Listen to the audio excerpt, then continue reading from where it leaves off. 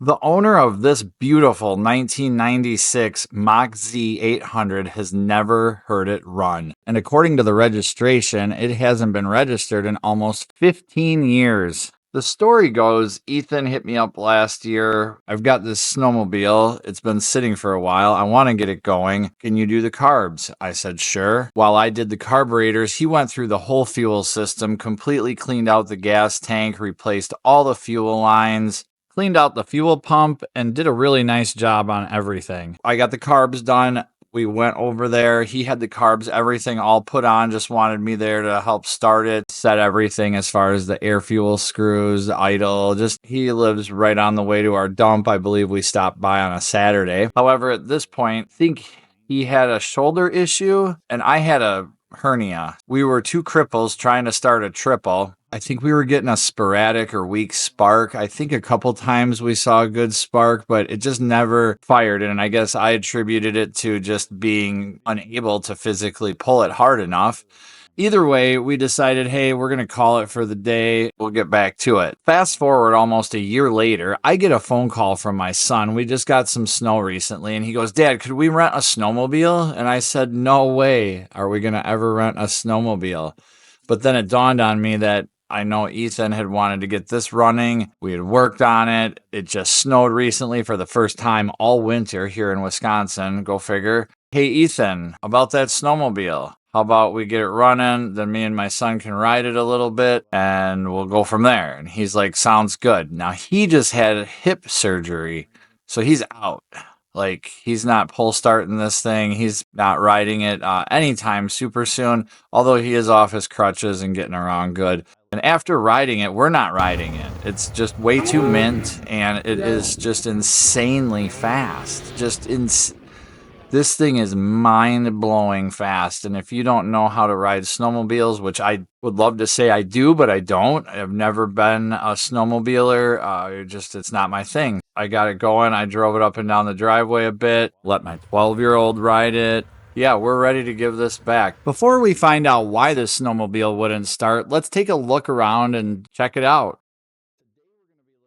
2565 on the clock, engine temp, two-stroke oil, high beams, and heater stuff. Here's some more heater stuff. My son was showing me these. So it's off in the center. We've got the tether put in. He needs to go in yet. Look at that. Beautiful. I did notice that these little vent tube thingies here are just kind of hanging out.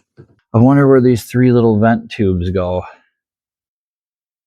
It's oil injected down below. We're going to just screw that guy back in there. Oh, that probably shouldn't move around like that, should it? Oh, it just slides right over the carbs like that. Should be bolted down there.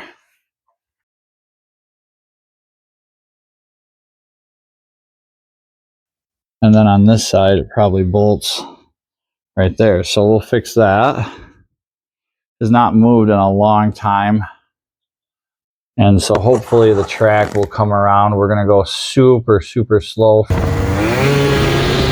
Come back to life, hopefully. And have it warmed up good when we head out.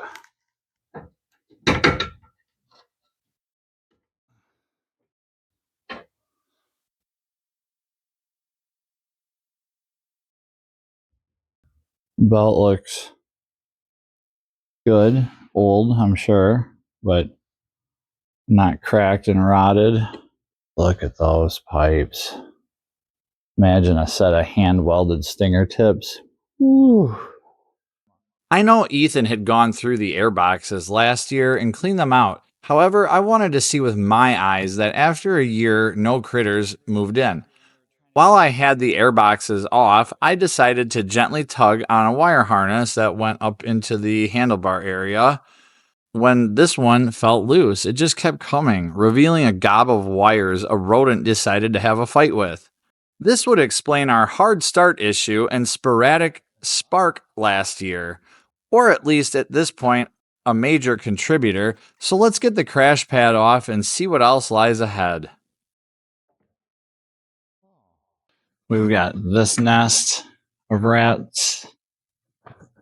That's just chewed, but at this point, I removed the kill switch, removed that sheathing, and stripped enough wire to solder 2 new wires on and heat shrink tubing. Got that all situated in there. And as far as the heated grip, I just unplugged that down below, and then I just cut out the bad wires and left it. Sorry about that, Ethan, but I'll let you decide what you want to do there.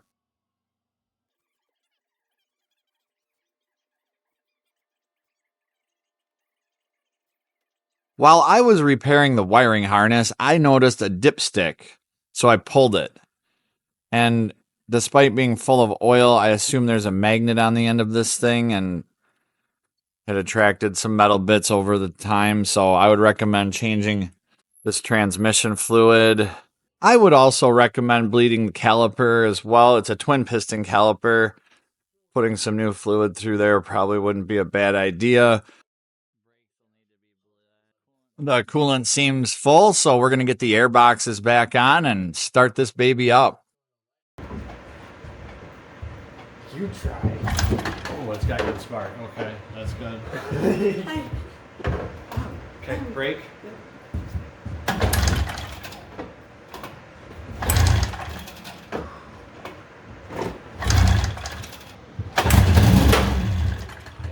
It's all there, so I'm going to choke it.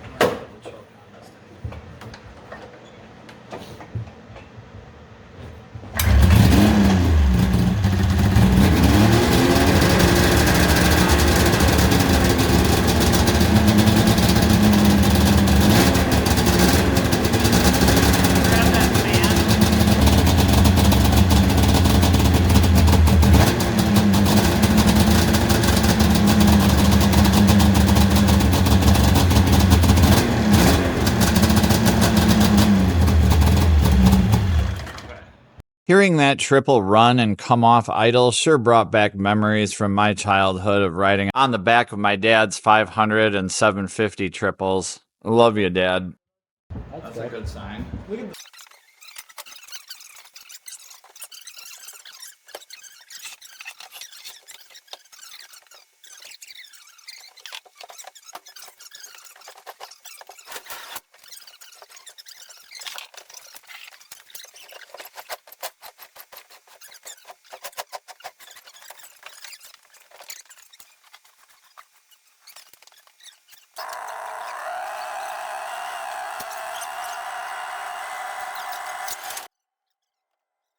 After getting the snowmobile outside, we decided to start it up, let it run for a little bit.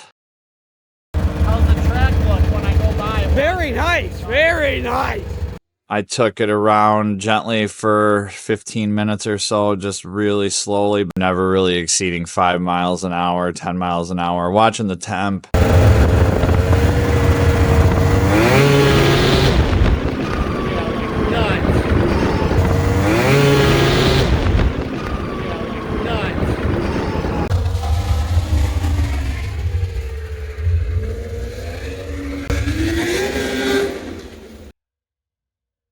Then drove it around, got on it a few times, scared myself silly. I gave my son a ride on it, and then when I got on it good, I turned around and looked at him, and he looked at me, and I haven't seen that look in his face only but a handful of times in our life together, and the last time I saw it was on a roller coaster. I knew instantly he had the utmost respect for this machine, as he's been test driving a lot of the units I work on since he was about 4 years old. All the little 50s and all the little stuff he does, even the bigger stuff now, like the last IT 175, he test drove that. You know that he calls this thing a museum piece. It's hilarious. Hey, Dad, that is just such a museum piece. And so I said, you just ride it to say you rode it, and that's it. Like, just go ride it up there, turn around, and come back, and that'll be a success. Oh, there's my neighbor, Rob. He's just getting back from Georgia. I stopped him down at the end of the driveway. He said he's been driving for 20 hours straight. I hope this brought you value in some form. I'm Carrie, Rob's neighbor. Thank you so much for watching, and until next time. This has been a Bent Level production.